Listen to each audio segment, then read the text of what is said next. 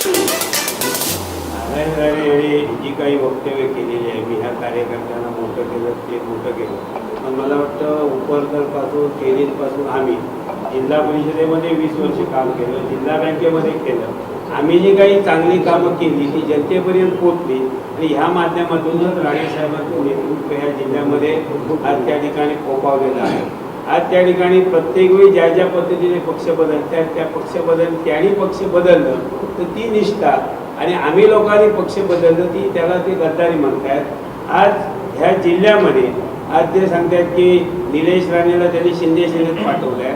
हेच कुडाळचे जर रणजित देसाई, दत्ता सामंत यांना न विचारता शिंदे सेनेत गेले असते तर मला वाटतं त्यांना कोणती वागणूक दिली असती हे राणेसाहेबांनी जाहीर करावं.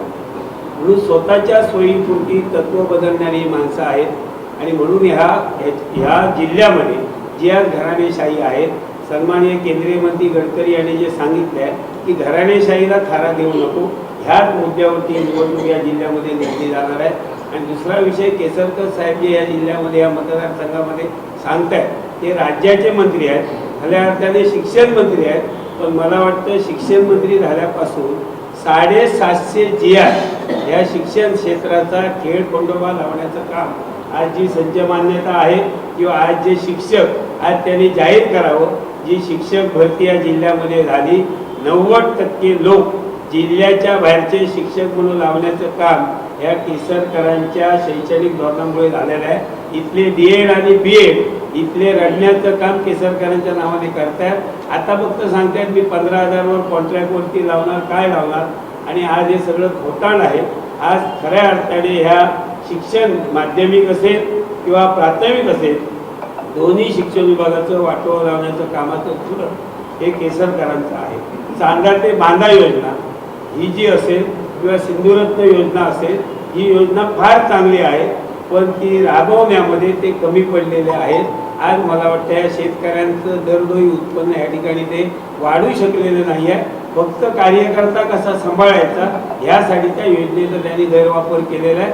सत्तेचा बदल झाल्यानंतर ह्या योजनेचं सुद्धा निश्चित त्या ठिकाणी ऑडिट केलं जाईल.